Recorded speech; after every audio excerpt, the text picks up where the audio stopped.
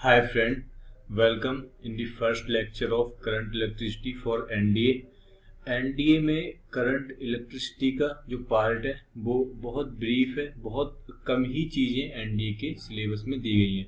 तो हम ये जो करंट इलेक्ट्रिसिटी वाला अपना लेक्चर है ये मैं on the basis of NDA syllabus हम यहाँ पर डिस्कस करेंगे, not on the basis of NCERT और अदर थिंग्स। तो मेरा ये सजेशन रहेगा आपके लिए कि मैं इसमें लेक्चर में कई तरह के हम जो प्रूफ है या कई चीज प्रूव करने वाली हैं या कई और चीजें हैं जो एनसीईआरटी में हैं लेकिन एनडी के सिलेबस में नहीं है, तो वो सारी चीजें हम इस लेक्चर में कवर नहीं करेंगे क्योंकि ये जो लेक्चर है वो स्पेशली एनडीए बेसिस पर ही डिजाइन किया गया है उसके सिलेबस के अकॉर्डिंग। तो जहां तक करंट इलेक्ट्रिसिटी की बात है, एनडी का सिलेबस देख लेते हैं क्या आता है। अगर एनडी का आप सिलेबस देखें और करंट इलेक्ट्रिसिटी की बात करें तो सिर्फ एनडी के सिलेबस में लिखा हुआ है static and current electricity, Ohm's law and simple circuit. बस स्टैटिक और करंट इलेक्ट्रिसिटी होती क्या है, मतलब I equals to Q upon T, जब चार्ज मूव करेगा तब वो करंट क्या होगा, वो वाली चीजें। और Ohm's law V equals to I R, और सिंपल सर्किट की कहाँ पर कितना वोल्टेज होगा और कहाँ मैंने एम्पियर वोल्ट मीटर लगा दिया वो मेजर करना और वो सारी चीजें। तो ओम्स लॉ के सिंपल सर्किट और स्टैटिक एंड करंट इलेक्ट्रिसिटी, बस ये दो चीजें ही एनडी के सिलेबस में डिस्कस की गई हैं। तो जो हम ये वाला चैप्टर डिस्कस करेंगे तो रिवीजन नोट्स जो हम डिस्कस करेंगे वो strictly basis on NDA syllabus he discuss करेंगे। तो आप ये ना सोचें कि हम सारी चीजें एनसीईआरटी के हिसाब से करेंगे या उस चीज तरह से करेंगे। हमें जितना भी रिक्वायर्ड होगा एनडीए के सिलेबस के अकॉर्डिंग हम वो सारी ही चीजें डिटेल में सीखेंगे। तो चलिए स्टार्ट करते हैं। हम पहले लेक्चर में लेते हैं रिवीजन। इस रिवीजन के नोट्स आप exam.com/ आप इस लिंक पर इसके नोट्स भी फाइंड कर सकते हैं। हालांकि नोट्स की आपको ज़्यादा लिखने की फिलहाल कोई रिक्वायरमेंट नहीं है। 1 to 9 6 7 जब आप इस लिंक पर जाएंगे तो इसके सारे डिटेल्ड नोट्स अवेलेबल हैं। तो चलिए स्टार्ट करते हैं करंट इलेक्ट्रिसिटी में। अब जैसे कि मैंने सिलेबस डिस्कस किया, जहाँ तक क्वेश्चंस की बात है आप मान के चलिए 1 to 2 क्वेश्चन आने ही आने हैं। और सिंपल या तो ओम्स लॉ पे क्वेश्चन होगा या आपका मेजरिंग इंस्ट्रूमेंट पे एक चीज होती है क्वेश्चन होगा, या आपका सिंपल करंट या चार्ज या इस तरह की चीजें होंगी। बस तीन चीजें ही पूछी जाती हैं। हालांकि मैं एक दो चीज और एक्स्ट्रा कवर कर लूंगा, फ्यूचर में कभी वो चीजें आ गई या सिलेबस से बाहर आ गई तो उस केसेस के लिए भी हम तैयार रहेंगे। लेकिन आपसे पूछी यही तीन चीजें जाती हैं जो एनडी के सिलेबस में दी गई हैं। तो चलिए स्टार्ट करते हैं अपना लेक्चर। पहला लेते हैं हम इलेक्ट्रिक करंट। अब इलेक्ट्रिक करंट बेटा होता क्या है, कुछ simple electric current rate of flow of charge होता है। तो इसको मैथमेटिकली कैसे लिखते हैं, I equals to Q upon T, और इनकी जो यूनिट होती है इसकी कूलॉम एसआई यूनिट में बोल रहा हूँ, और टी सेकेंड, और ये वाला जो आपका लिया जाता है एम्पियर लिया जाता है। तो ये सारी इनकी यूनिट हो गई।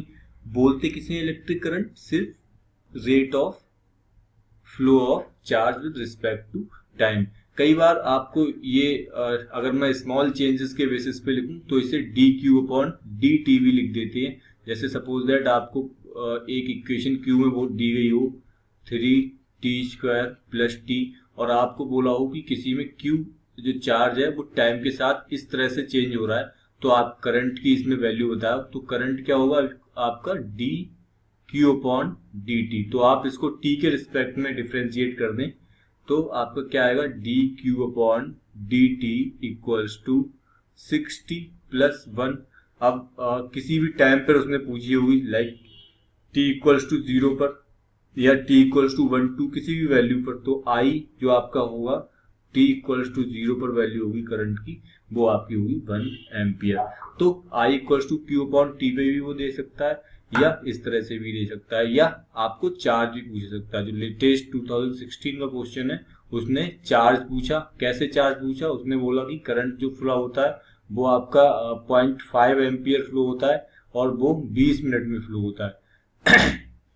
तो बेटा ये क्वेश्चन बहुत इजी था, बस कुछ नहीं करना था। अब 20 मिनट है तो हमारी ऐसा यूनिट क्या होती है इसमें, सेकंड। तो हम इस 20 मिनट को बस सेकंड में कन्वर्ट कर लेंगे और जो आपका आंसर जो भी आना होगा कैलकुलेट करके वो आ जाएगा। तो जैसे मैंने पहले बताया, हम ज्यादा डिटेल्ड चीजें नहीं डिस्कस कर रहे हैं इसमें कि क्या क्या होता है और कैसे करंट जाता है और कहाँ इलेक्ट्रॉन जाते हैं, वो सारी चीजें डिस्कस नहीं कर रहे हैं। हम बस उसकी न्यूमेरिकल पार्ट्स को और एस्पेक्ट्स को समझने की कोशिश कर रहे हैं जो एनडीए में पूछे जाते हैं या जिस तरह के क्वेश्चन एनडीए में आते हैं। अच्छा, तो ये बात हुई इलेक्ट्रिक करंट की, Q/T से दिया जाता है। और इलेक्ट्रिक करंट की जो डायरेक्शन होती है वो आपकी rate of flow of electrons के अपोजिट होती है, या हम कहें कि rate of flow of proton. अब क्योंकि कंडक्टर में इलेक्ट्रॉन फ्लो होते हैं तो हम बोलते हैं कि जो जिस डायरेक्शन में इलेक्ट्रॉन फ्लो होते हैं उससे अपोजिट करंट की डायरेक्शन होती है। अच्छा, अब करंट जो होता है वो मेनली 2 टाइप्स पे डिफाइन किया जाता है। पहला जो आपका है डायरेक्ट करंट जिसे हम डीसी बोलते हैं, दूसरा है अल्टरनेटिंग करंट जिसे हम एसी बोलते हैं। डायरेक्ट करंट में बस जो इसका मैग्नीट्यूड और इसकी डायरेक्शन है वो फिक्स रहती है, चेंज नहीं होती है with respect to time. Alternating current की मैग्नीट्यूड और डायरेक्शन जो है वो चेंज होती रहती है, मतलब अल्टरनेट कुछ भी बदलती रहती है, इसीलिए इसे डायरेक्ट करंट कहते हैं। मैं आपको एग्जांपल दूं, 5 एम्पियर, 3 एम्पियर। अब इसकी डायरेक्शन हमें फिलहाल नहीं दी गई है, तो कोई भी डायरेक्शन होगी लेकिन वो डायरेक्शन के साथ टाइम के साथ चेंज नहीं हो रही, वो डायरेक्शन कांस्टेंट ही होगी। और जो इसका मैग्नीट्यूड है वो फिक्स ही है, 5 एम्पियर। आप चाहे t=0 पर देखें या t=इनफाइनाइट पे देखें या t=60 सेकेंड पे देखें, ये 5 एम्पियर ही रहेगा। अगर मैं AC को लिख दूं 5 sin ωt+5, ये इस तरह से मैंने एक एग्जाम्पल लिया है, जैसे आपने 11th में भी पढ़ा होगा कि जो AC की हम डिस्कस करते हैं वो इस तरह से करते हैं। तो इसका बेटा अब जो साइन की जो वैल्यू होगी वो -1 to 1 वेरी होगी, तो ये वाली जो वैल्यू होगी वो इसका मैग्नीट्यूड ये वेरी होगा। 0 -5 से -5 नहीं, एक्चुअली मैग्नीट्यूड है तो 0 से 5 के बीच में वो आपका मैग्नीट्यूड रियल में वेरी करेगा उसका। तो कहने का मतलब क्या है कि अगर हम इसका ग्राफ ड्रॉ करें तो इसका साइन का ग्राफ आता है 5 से -5 तक उसका मैग्नीट्यूड वेरी होता है। तो इसकी डायरेक्शन भी वेरी हो रही है बेटा साइन के कर्व के अकॉर्डिंग, और इसका मैग्नीट्यूड भी वेरी हो रहा है।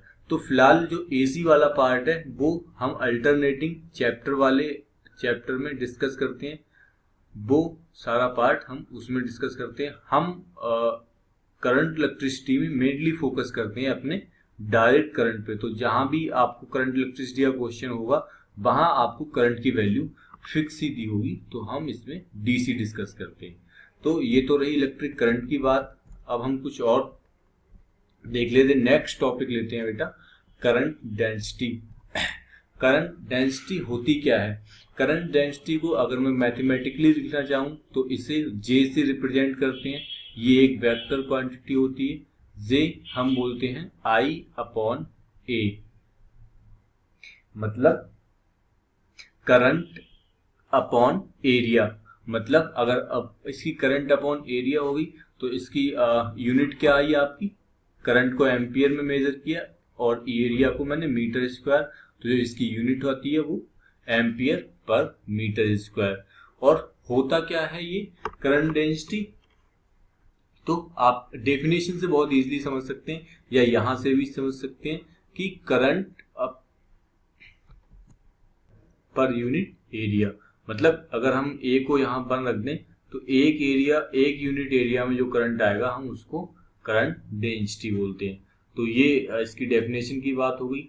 अब ये J वेक्टर से रिप्रेजेंट किया जाता है, DI/DA भी हम लिख सकते हैं जैसे हमने प्रीवियसली उसको लिखा था।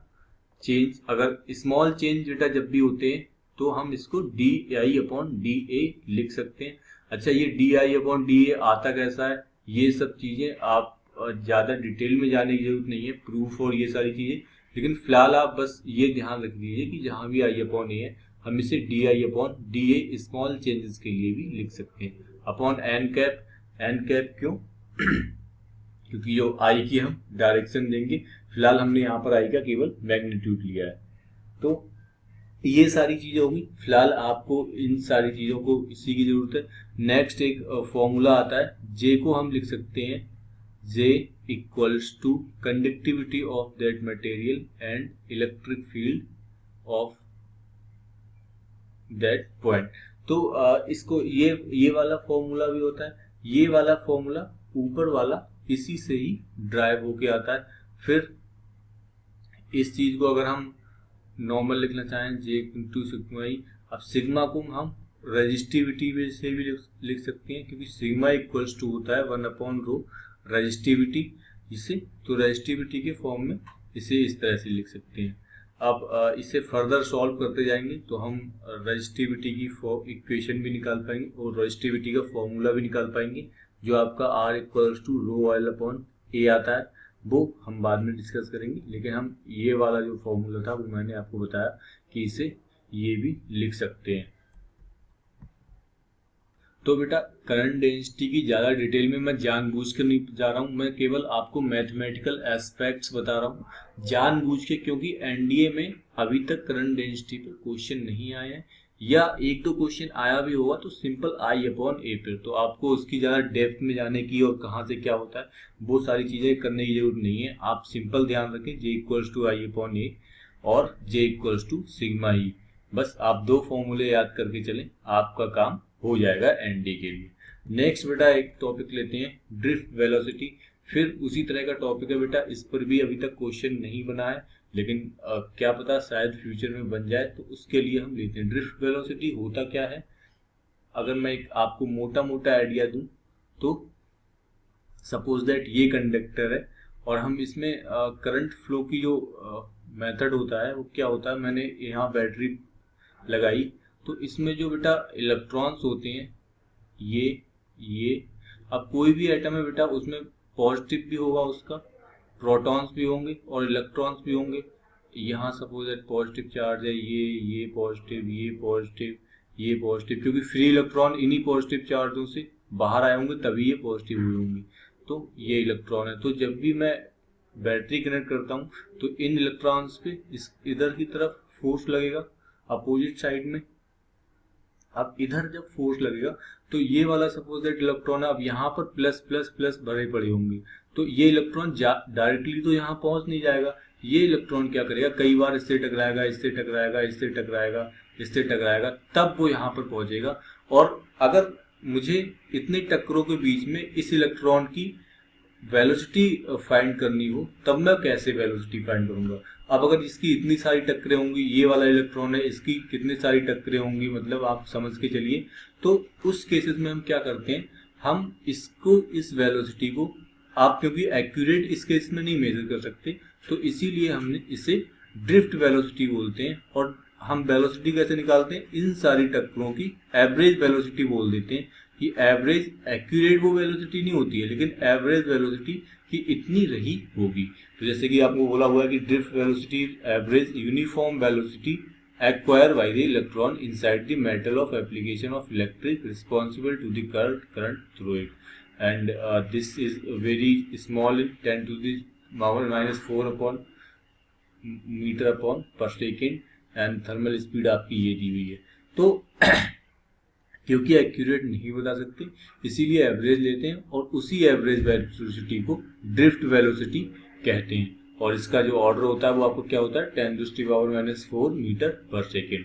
अब इसके लिए कुछ फॉर्मूले हैं बेटा। पहला फॉर्मूला आप ये ध्यान रखें, I इक्वल्स टू एन, कोई भी कंडक्टर में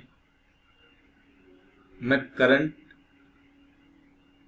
कैसे दे सकता हूं, एक तो मैं करंट दे सकता हूं Q अपॉन T से।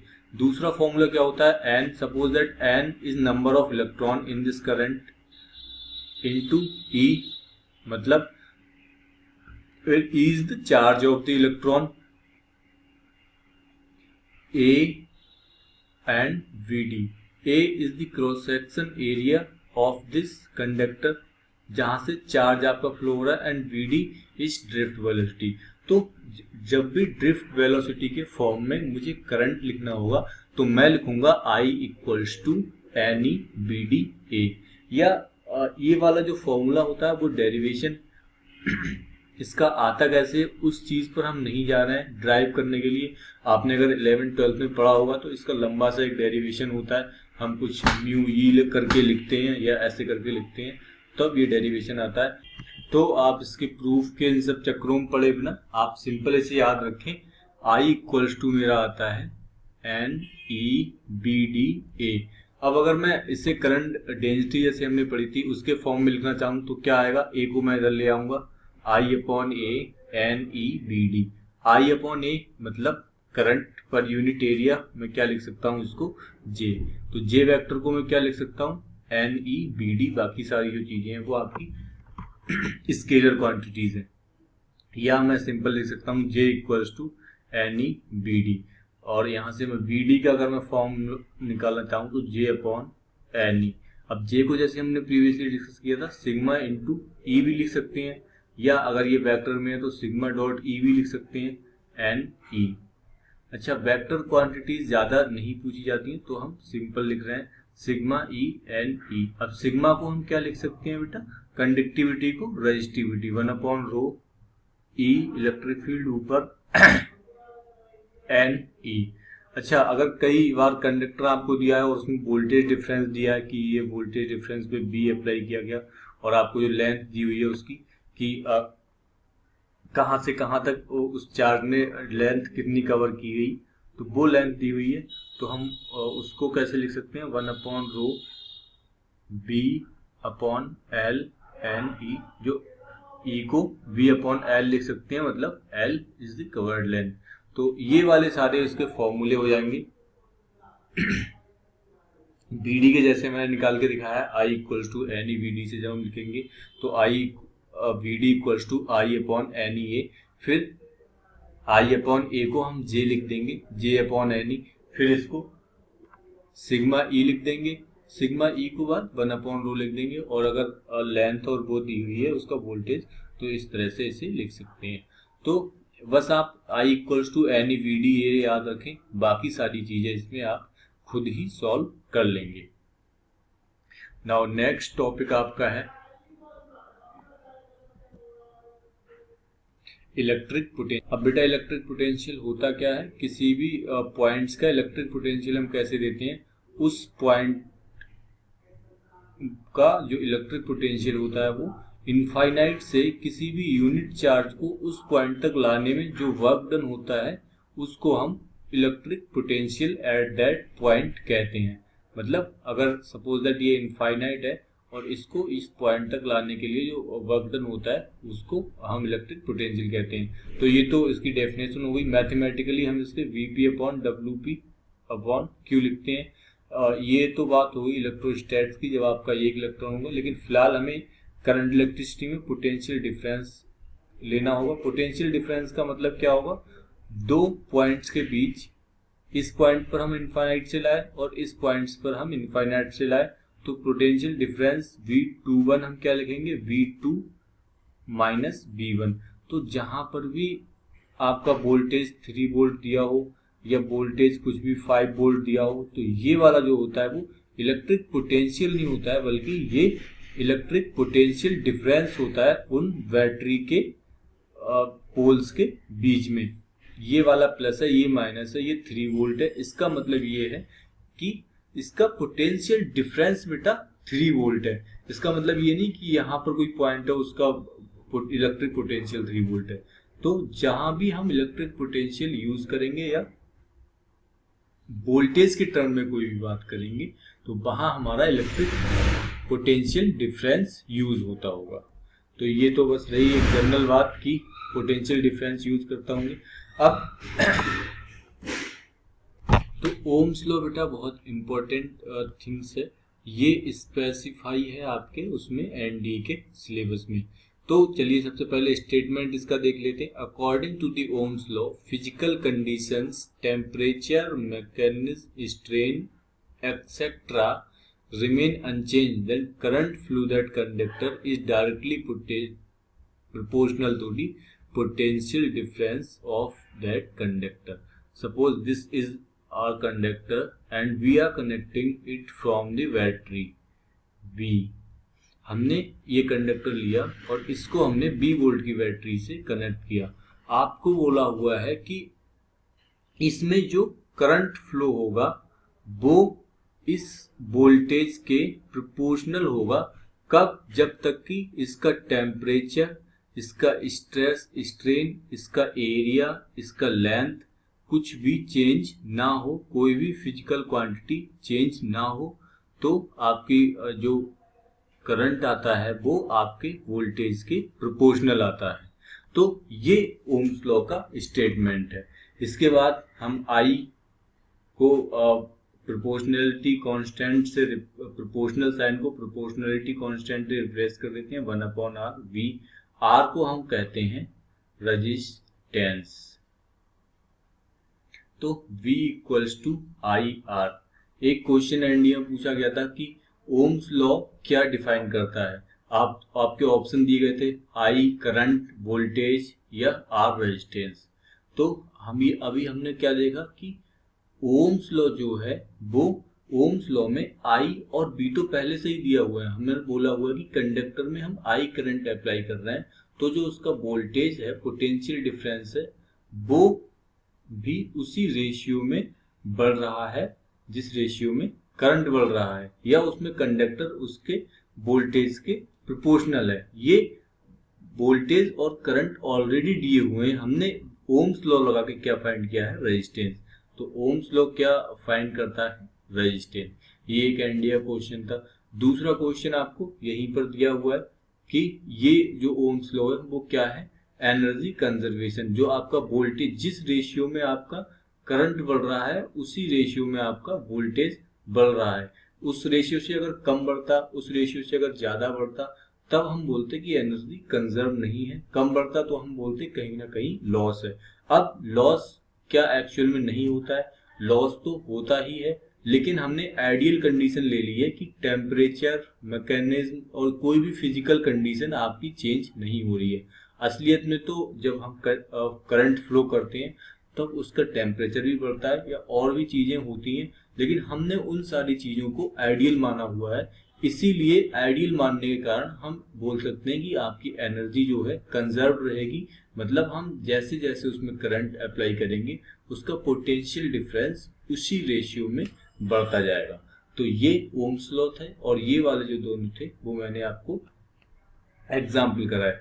अच्छा, ओम्स लॉ का ग्राफ जो आता है बी और आई के बीच, अगर कोई आपसे पूछे तो आप कैसे बताएंगे? V I O, I is proportional to V and I equals to V upon R. तो अगर मैं बी और आई के बीच आपसे ग्राफ ड्रॉ करवाऊं तो कैसे करेंगे? जैसे जैसे आई बढ़ रहा है वैसे वैसे ही बी बढ़ रहा है। मतलब अगर आई ये होगा 1 2 3 4, 1 2 3 4, अगर आई जैसे 1 होगा तो वैसे वैसे ही वोल्टेज भी 1 होगा। जब हमारा आई 2 हो जाएगा तो वोल्टेज भी हमारा 2 हो जाएगा। जब हमारा आई 3 हो जाएगा तो वोल्टेज भी हमारा 3 हो जाएगा। जब हमारा आई 4 हो जाएगा उसी रेशियो में बढ़ के वोल्टेज हमारा 4 हो जाएगा। नीचे ग्राफ जाएगा नहीं, क्योंकि आई और बी हम नेगेटिव नहीं लेते हैं। तो जो ओम्स लॉ का ग्राफ होता है वो बेटा इस तरह से स्ट्रेट लाइन आती है। हम इसको चेंज भी कर सकते हैं। हम एक्स एक्सिस पे करंट ले सकते हैं, इस पे वोल्टेज ले सकते हैं। फिर सेम चीज, जैसे जैसे आई जितना बढ़ेगा उतना ही बी बढ़ेगा, जितना आई बढ़ेगा बेटा उतना ही बी बढ़ेगा, और वो जो चीज होगी वो इस तरह से स्ट्रेट लाइन ही आती है। अब मैं आपको बोलूं, मैं 4 ग्राफ बना दूं, मैं बोलूं कि एक ये ग्राफ है, एक ग्राफ आपका ये है, एक ग्राफ आपका ये है, एक ग्राफ आपका ये है। मैंने ऑप्शन बना दिए फर्स्ट, सेकेंड, थर्ड, फोर्थ, और आपसे बोला इसमें से किसी डिवाइस के लिए बी और आई के बीच जो कर्व है वो आपको दिए गए हैं। तो इसमें से कौन सी नंबर की डिवाइस ओम्स लॉ को फॉर्म करेगी ओम्स लॉ को सेटिस्फाई करेगी या ओमिक होगी। ओमिक भी कई कई बार वर्ड यूज कर लेते हैं।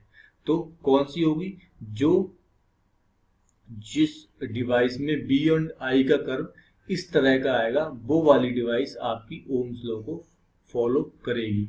तो हमेशा याद रखें कि ये वाली जो होती सिंपल स्ट्रेट लाइन ओरिजिन से आपकी जाती हुई जिसका भी ग्राफ होगा वो ही ओमिक डिवाइस आपकी होगी। बाकी सारी कोई भी डिवाइस आपकी ओम्स लॉ को फॉलो नहीं करेगी।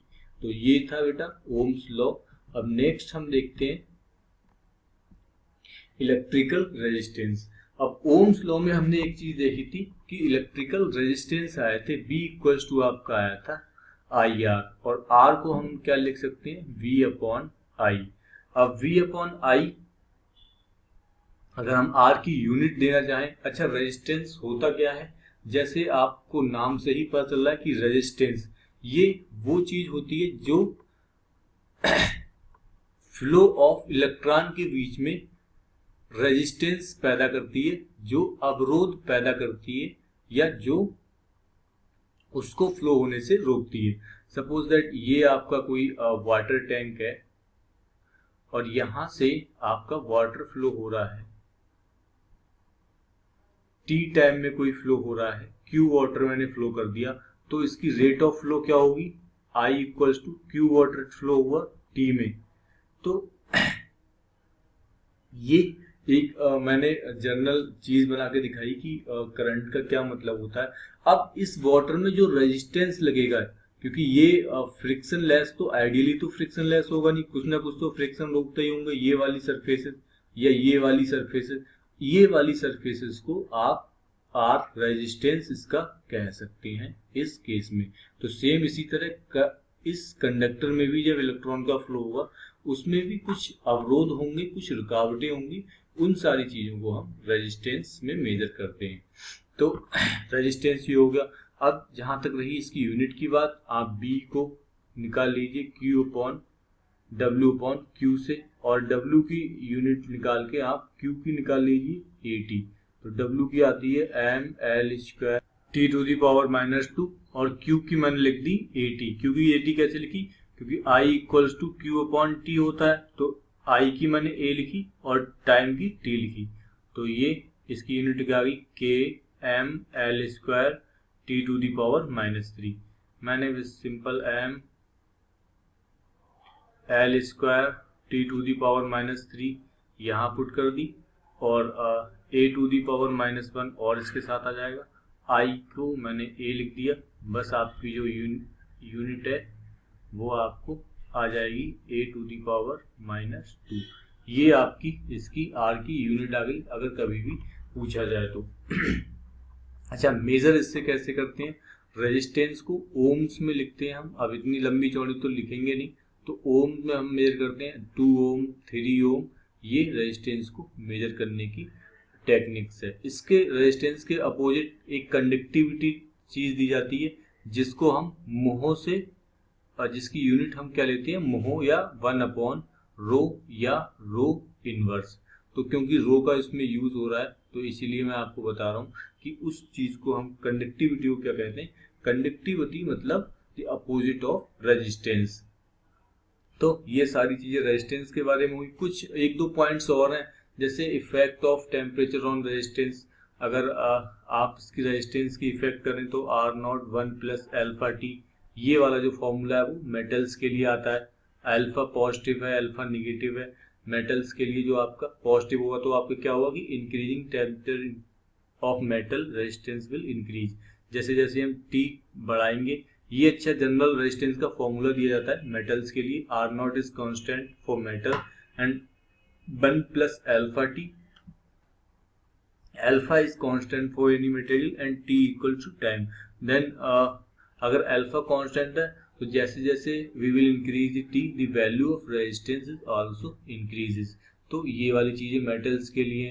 अब सेकंड, अल्फा आपका नेगेटिव होता है फॉर सेमीकंडक्टर, मतलब इसमें से चीज घट रही है अगर नेगेटिव है, तो जैसे जैसे हम we will increase T, so what will happen in semiconductor?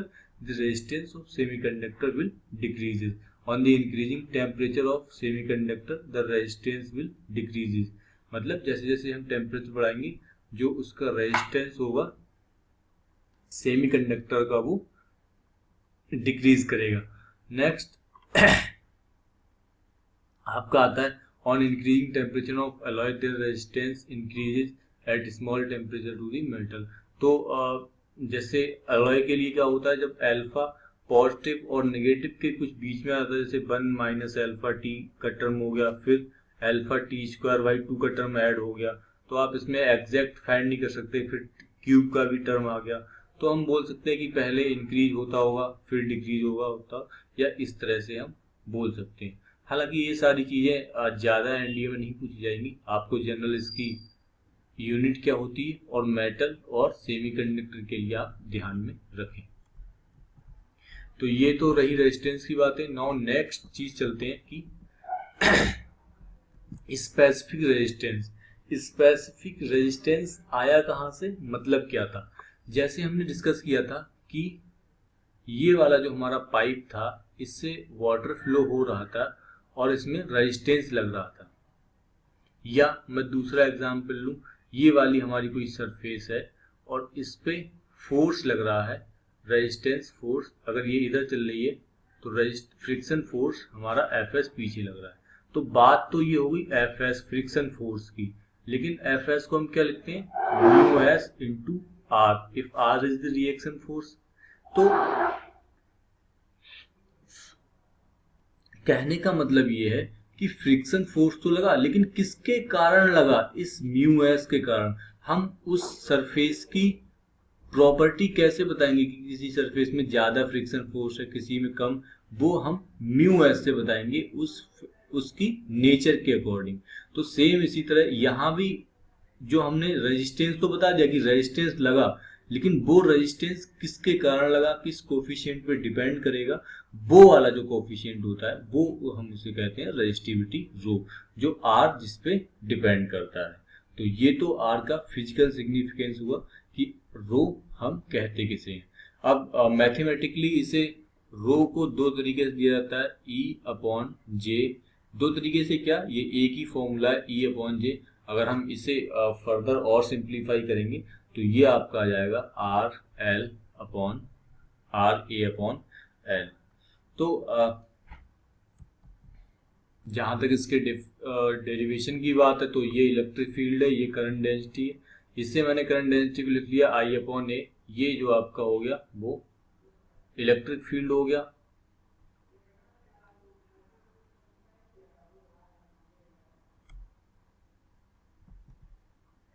तो किसी कंडक्टर में इलेक्ट्रिक फील्ड को लिख सकता हूँ V upon L if L is the length of that conductor, A upon I. B equals to को क्या लिख सकता हूँ मैं, आई आर ओम्स लॉ से, A अपॉन एल आई से आई कट गया तो आर ए अपॉन एल। इस तरीके से ये रो का फॉर्मूला डिजाइन आता है। तो जो ये फॉर्मूला दिया हुआ है electric field upon current density, या इसे इस तरीके से भी कह सकते हैं।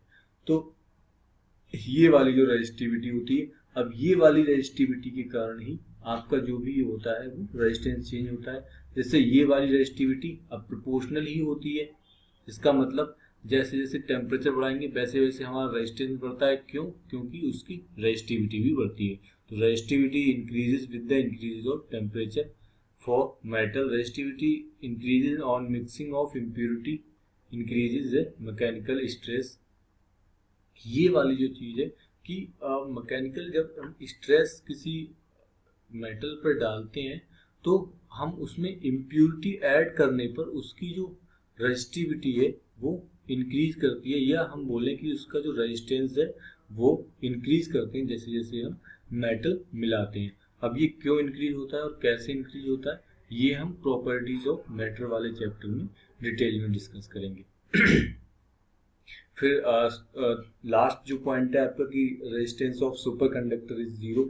ये आइडली आपका लिया जाता है कि अगर कहीं ना कहीं तो रेजिस्टेंस लगता ही होगा, लेकिन कोई ऐसा मेटल हो जिसमें रेजिस्टेंस ही ना हो तो हम उसको क्या कहते हैं, सुपर कंडक्टर कहते हैं। ऐसा कंडक्टर को सुपर कंडक्टर, और जो आपका आर लिया जाता है उसका वो जीरो लिया जाता है कि इसमें कोई रेजिस्टेंस ही नहीं है, करंट जितना दिया उतना हमेशा ही इसमें फ्लो होता रहेगा। फिर जैसे मैंने पहले बताई, कंडक्टिविटी एक चीज़ है, वो 1/ρ से हम लिखते हैं। सिग्मा का अगर जो हमने रो लिया है, तो अगर हम 1/σ कर दें इसको, या सिग्मा को हम 1/ρ, रेजिस्टिविटी का जो उल्टी क्वांटिटी है, इसे हम कंडक्टिविटी बोलते हैं, जिसके कारण कंडक्शन होता है। तो इसकी यूनिट जो होती है वो मोहो होती है, या साइमन्स होती है, या ओम इनवर्स बोल सकते हैं। ये वाला जो होगा वो इनवर्स बोल सकते हैं। तो ये बस इसकी उल्टी क्वांटिटी होती है बस, और इसका कोई सिग्निफिकेंस ज़्यादा नहीं है फिलहाल एनडीए में। कुछ डिफरेंट कंडक्टिंग मटेरियल्स के यूज और वो सारी चीज़ें दी हुई हैं, जैसे filament is made of tungsten and resistivity is melting point is tungsten high. क्यों आपका बनाया जाता है? क्योंकि उसकी जो रेजिस्टिविटी है और जो मेल्टिंग पॉइंट है वो हाई होता है। रेजिस्टिविटी हाई होने से क्या होगा? आपका रेजिस्टेंस हाई हो जाएगा। रेजिस्टेंस हाई होने से क्या हो जाएगा? मतलब जो फ्लो ऑफ करंट में ज़्यादा रेजिस्टेंस आ जाएगा, मतलब इलेक्ट्रॉन जो होंगे वो वहीं पर रुक जाएंगे। अब वहीं पर रुक जाएंगे तो इलेक्ट्रिक एनर्जी के फॉर्म में वो एनर्जी लेके आ रहे थे, तो वहीं पर सारी एनर्जी सप्लाई कर देंगी। सपोज दैट ये नॉर्मल रेजिस्टेंस का कोई फॉर्म चीज़ है और ये हमने हाई रेजिस्टिविटी की फॉर्म लगा दी, तो यहाँ पर सारे इलेक्ट्रॉन आके रुक जाएंगे। इसका मतलब यहीं पर वो अपनी हीट प्रोड्यूस कर देंगे। इसका मतलब जो हमारी डिवाइस ही वो एज ए बल्ब वर्क करने लगेगी। वो यहीं पर हीट निकलने की वजह से उसे इलेक्ट्रॉन लाइट में चेंज कर देंगे। तो ये इसका मतलब है। इसीलिए जो टंगस्टन होता है वो इस तरह का बनाया जाता है कि इसकी रेजिस्टिविटी हाई हो। दूसरी चीज ये ध्यान रखी जाती है कि जब रेजिस्टिविटी हाई होगी तो यहीं पर बहुत ज़्यादा हीट फ्लो होगी। अब हीट फ्लो के लिए बहुत ज़्यादा हीट फ्लो होने लगेगी, तो उस केस में क्या होता है, कोई हम ऐसी चीज़ यूज करते हैं जिसके मेल्टिंग पॉइंट भी हाई हो। पता लगा हमने ये तो कर दी, लेकिन उसका मेल्टिंग पॉइंट इतना लो था कि वो पिघल गया। तो हम ये चीज़ भी इसमें ध्यान रखते हैं। तो ये वाली सारी चीज़ें हैं आप जैसे हीटर के लिए यूज़ करते हैं। कौन कौन से जो मटेरियल यूज करते हैं, इसमें टंगस्टन यूज़ करते हैं। इसका जो सेम होता है हीटर, गीज़र या इलेक्ट्रिक पास के लिए नाइक्रोम यूज़ करते हैं सेम, क्योंकि रेजिस्टिविटी और मेल्टिंग पॉइंट हाई होते हैं आपके। इसमें हमें और ज़्यादा हाई चाहिए।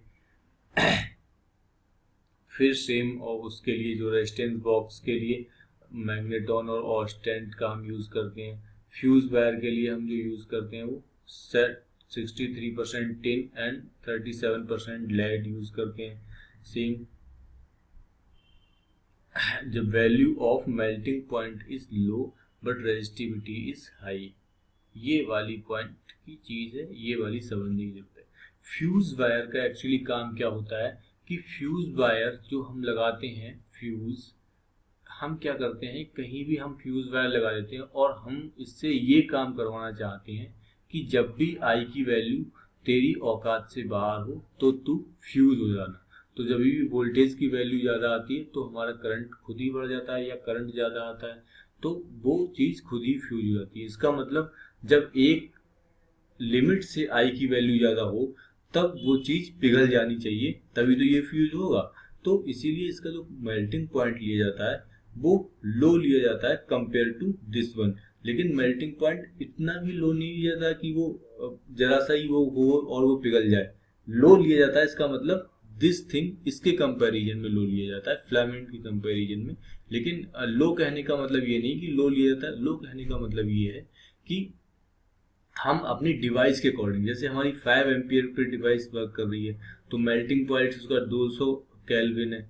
ये सिर्फ मैं एक एग्जांपल ले रहा हूँ, तो ये इसके 200 केल्विन है। अब अगर डिवाइस हमारी 500 एम्पियर पे काम कर रही है तो जाहिर सी बात है कि 200 ये हमारा मेल्टिंग पॉइंट होगा। तो ये अब लो नहीं है ये वाली क्वांटिटी, लेकिन इस चीज़ के कंपैरिजन में हम बोलते हैं कि लो मेल्टिंग पॉइंट लेते हैं ताकि हमारी वो चीज़ है वो पिघल जाए। तो ये तो रही रेजिस्टिविटी की बात। अब कुछ और चीज़ लेते हैं। नेक्स्ट जो टॉपिक है हमारा कॉम्बिनेशन ऑफ रेजिस्टेंस। रेजिस्टेंस के कॉम्बिनेशन पे अक्सर ही एनडीए में क्वेश्चन पूछ लिए जाते हैं और बहुत इजी क्वेश्चन होते हैं, सिंपल आप सॉल्व भी करते आए हैं अब तक। दो टाइप के कॉम्बिनेशन होते हैं, पहला सीरीज में, दूसरा पैरेलल में। सीरीज में आप हमेशा याद रखें करंट आपका सारे रेजिस्टेंस में सेम होगा, पैरेलल में आपका वोल्टेज सेम होगा। करंट आप देख सकते हैं कि सारी ब्रांच में सेम ही करंट जाएगा। क्यों? क्योंकि सारी ब्रांच में एक ही चार्ज फ्लो होगा। दूसरे में आप देख सकते हैं ये सारी ब्रांच इंडिविजुअली इस बी वाली बैटरी से कनेक्ट है। ये वाली ब्रांच इससे कनेक्ट है तो इसका पोटेंशियल डिफरेंस बी, दूसरी ब्रांच भी इससे कनेक्ट है तो इसका पोटेंशियल डिफरेंस बी, तीसरी ब्रांच भी इससे कनेक्ट है तो इसका पोटेंशियल डिफरेंस बी। तो इस तरह से हम आई और बी को कांस्टेंट करके ये वाले सारी चीजें सॉल्व करते हैं। तो अब इसमें फॉर्मूला की जो क्या होता है, अगर सीरीज में हो तो हम डायरेक्ट ही जोड़ देते हैं R equals to R1 plus R2 plus R3। कैसे जोड़ देते हैं? सपोज दैट ये वोल्टेज है इसका B टोटल, और इसका वोल्टेज इसके अक्रॉस क्या होगा, R1 के अक्रॉस I इंटू R1, क्योंकि I करंट फ्लो हो रहा है, I सब में सेम हो रहा है। दूसरे के अक्रॉस I इंटू R2, तीसरे के अक्रॉस I इंटू R3, और जो B है यहाँ से भी I जा रहा है, और सपोज दैट इसका equivalent resistance R equal to I, तो I हम कॉमन ले लेंगे R1 plus R2 plus R3, और R equivalent R1 plus R2 plus R3। अब R इक्विवेलेंट क्या चीज आ गई वो आपके ध्यान देने वाली हुई है। R इक्विवेलेंट असलियत में इनके बराबर नहीं है। मतलब क्या है कि हम इन तीनों रेजिस्टेंस को हटा दें इस सर्किट में से और कोई एक रेजिस्टेंस लगा दें जिसके साथ B वोल्ट की बैटरी कनेक्ट हो और जिसकी वैल्यू R इक्विवेलेंट के बराबर हो, तो ये सर्किट इस सर्किट के इक्विवेलेंट होगा, ना कि बराबर होगा। तो जो भी हम कैलकुलेशन इस सर्किट के लिए करेंगे वो इस सर्किट के ही समान होंगी, बस इसका ये मतलब है। तो जैसे मैंने किया है डेरिवेशन B इक्वल्स टू, क्योंकि इसमें B चेंज हो रहा है तो मैंने टोटल B को हर का पोटेंशियल डिफरेंस ले लिया और इसे इस तरह से ड्राइव कर दिया। सेकेंड, उसी तरीके से हम इसका ये कैलकुलेट कर सकते हैं, यहाँ से चलने वाली जो करंट I होगी। अब क्योंकि इसमें पोटेंशियल डिफरेंस सेम रहेगा तो इसीलिए हम I के फॉर्म में लिख लेंगे I1, I2, I3 is the current from 3 different branch. अब I को क्या होगा, V अपॉन R इक्विवेलेंट, पहले का वोल्टेज डिफरेंस 1, अब इसमें सारों का वोल्टेज डिफरेंस सेम रहेगा, तो जो पैरेलल में होता है वो 1 अपॉन R में आता है आपका 1 upon R equals to 1 upon R plus 1 upon R 1 upon R3 and whatever the resistance R। तो आपको कुछ भी ध्यान ज्यादा नहीं रखना, बस सीरीज में हो तो डायरेक्ट जोड़ना है, पैरेलल में हो तो 1 अपॉन करके जोड़ना है। पैरेलल की कुछ एक दो ट्रिक्स हैं। अगर दो पैरेलल में रेजिस्टेंस हो R और आपको इक्विवेलेंट पूछा हो तो डायरेक्ट आप उसका R/2 कर दें। अगर आपको 3 रेजिस्टेंस हो और तीनों इक्वल हो तो उसका R/3 कर दें। अगर आपको 4 हो तो R/4 कर दें जब ये पैरेलल हो। अगर सेम रेजिस्टेंस सीरीज में जुड़े हो, 2 रेजिस्टेंस जुड़े हो तो 2R कर दें, 3 रेजिस्टेंस जुड़े हो तो 3R कर दें, 4 रेजिस्टेंस जुड़े हो तो 4R कर दें।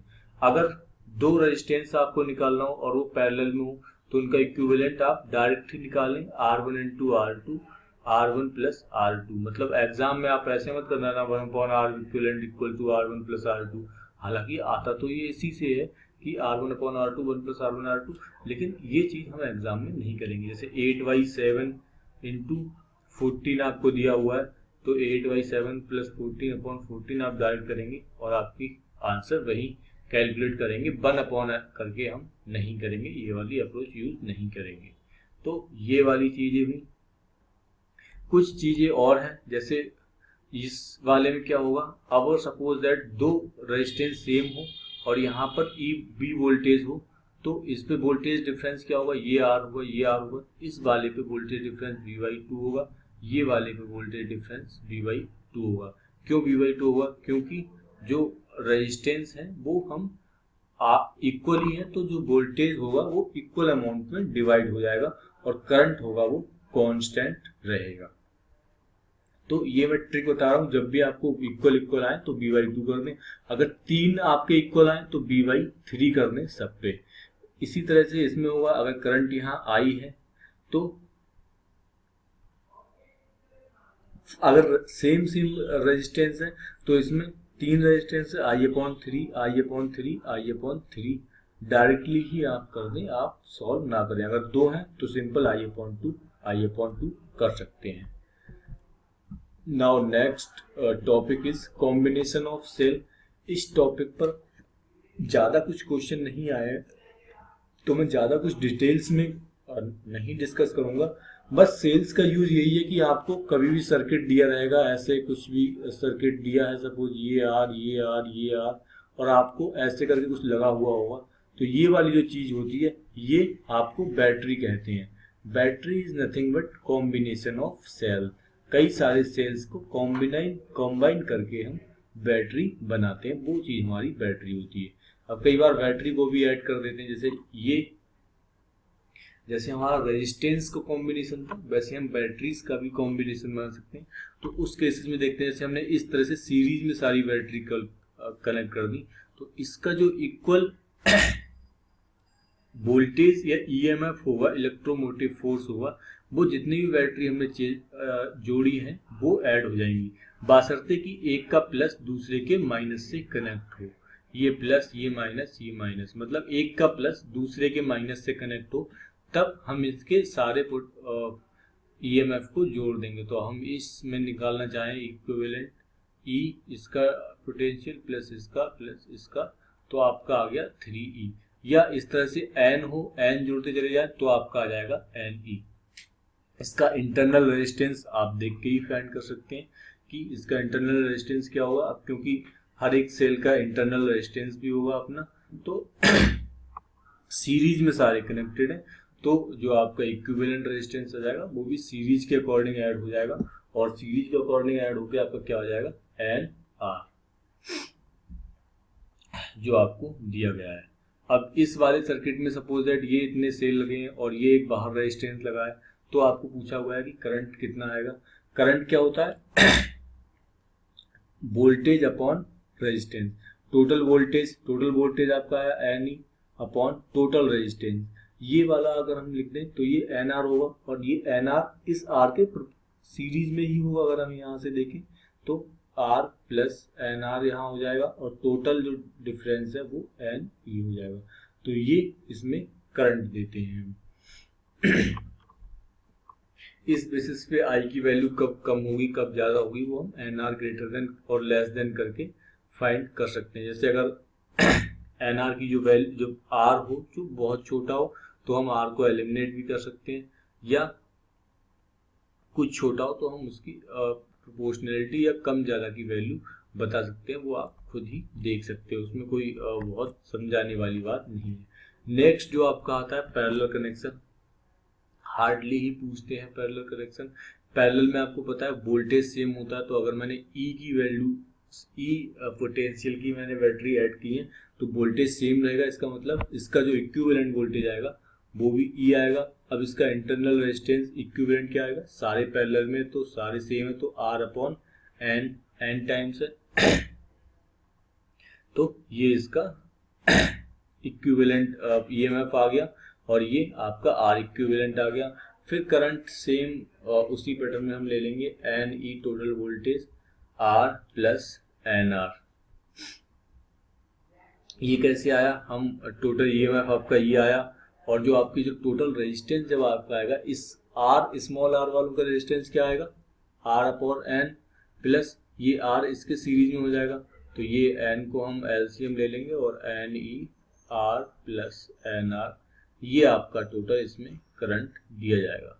तो अब इस फॉर्मूले को आपको याद करने की जरूरत नहीं है, आप सिंपल ये देखें और इसको कैलकुलेट कर लें। अच्छा, प्रीवियस वाले पॉइंट्स में एक पॉइंट बताने को रह गया था कि हमने केस डिस्कस किया था, अगर ये प्लस से कनेक्ट हो, ये माइनस से कनेक्ट हो, ये प्लस ये माइनस, मतलब कोई बैटरी आपको इस तरह से कनेक्ट हो, ये इसका प्लस ये माइनस, ये 5 वोल्ट की बैटरी हो, फिर इसके माइनस से इसका प्लस इसका माइनस, ये 2 वोल्ट की बैटरी हो, और आपको फाइनल पूछा हो, तो हम क्या करेंगे, अब क्योंकि प्लस माइनस से कनेक्ट है, इस वाला प्लस ये वाले माइनस से कनेक्ट है, तो हम डायरेक्टली इसे 5 + 2 = 7 वोल्ट की बैटरी की तरह ही ये बिहेव करेगी।